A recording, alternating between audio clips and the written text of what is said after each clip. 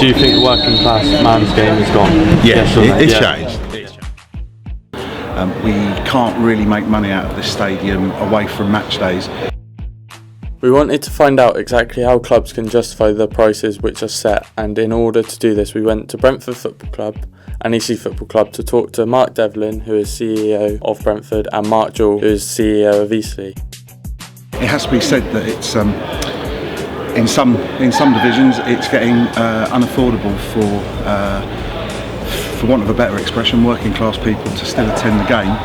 Particularly in the Premier League, I think it's become quite elitist, focused on corporates, and I think as a result of that you can see that the atmosphere, even in crowds of 40, 50, sometimes 75,000 at Old Trafford, it can still be quite quiet.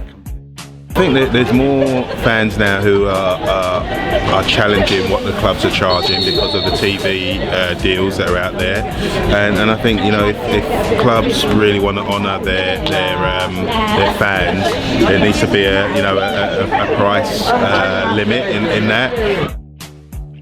We attended the Southampton vs Crystal Palace match and interviewed fans who had an opinion on this matter. For me personally, as a student, I look for a student price. Some teams do it, some teams don't.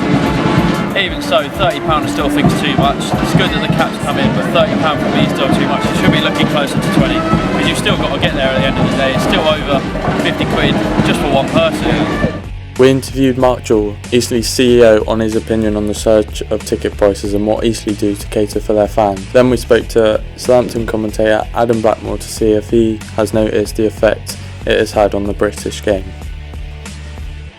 Those people that are normally families coming in to try us for the first time, they'll buy their little boys and girls a scarf or a shirt because they've not had to pay to come in. They'll spend at the burger bars, and invariably, only a small percentage granted, but you'll see in the following weeks after a free game, the guys in the club shop will be saying, "Oh, I sold 20 season tickets this week."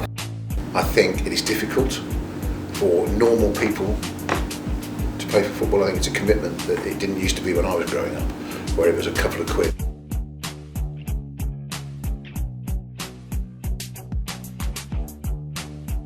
We spoke to a Saints fan and asked his thoughts on the atmosphere at football and if it is a working class sport as it traditionally was.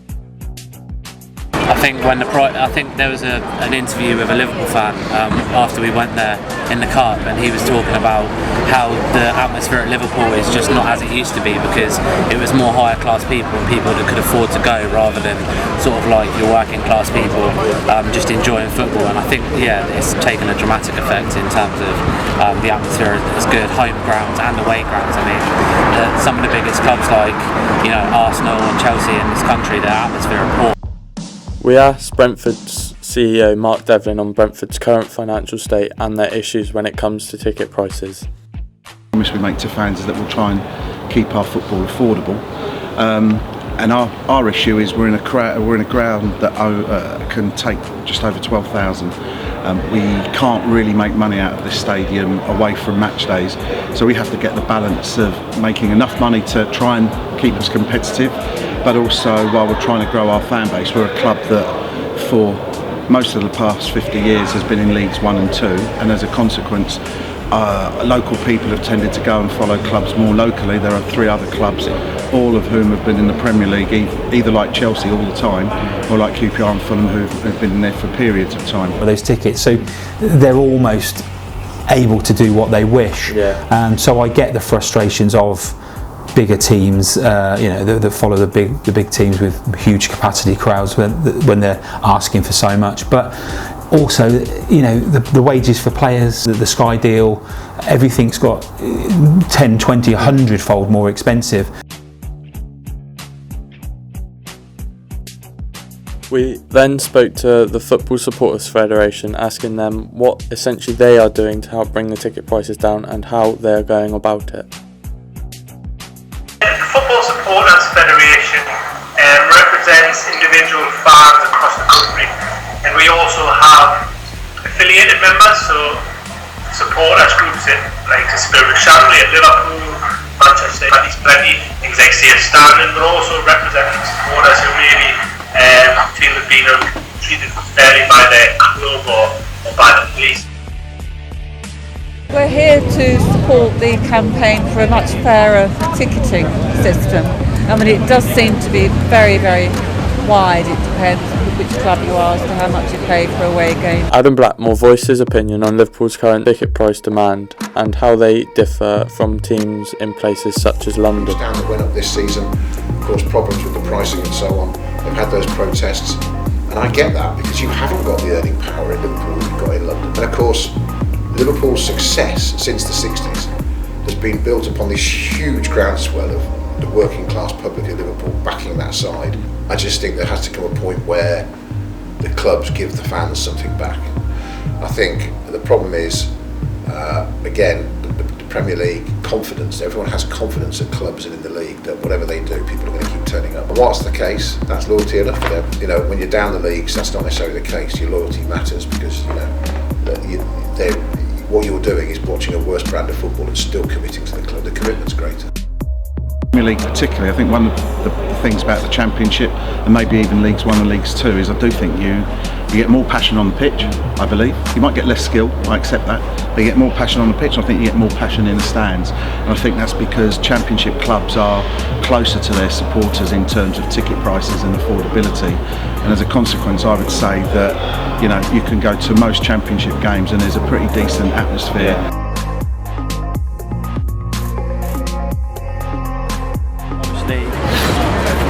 Back in the day it was a working class man's game, and you see it in the lower leagues where in the majority of cases the prices are lower, the atmospheres are better because the working class man who will make noise, make atmosphere is going along to the game. Here you get people who do just come and just sit down and watch a football game. We attended a charity football match at St Mary's where former Portsmouth defender Linvoy Primus was attending, and he had his views on how the game had changed since he retired. Yeah, well, you know what, football clubs can be influential. Players are role models, and you know, there's a lot they can help to do things and do things the right way, and help other people recognise that, you know, there is a right way and a way to support. So yeah, football clubs have got a role to play, and I know a lot of clubs on the South Coast invest heavily into their local community. We spoke to David Theraful-Sykes, Huddersfield's Communication and Marketing Manager, where he compared the Championship's TV revenue compared to the Premiership's. The revenue you make from the tickets that you sell becomes such a smaller part of the overall revenue for a Championship club or below like us now. So our major income, you could probably split between the TV money we get and the ticket money.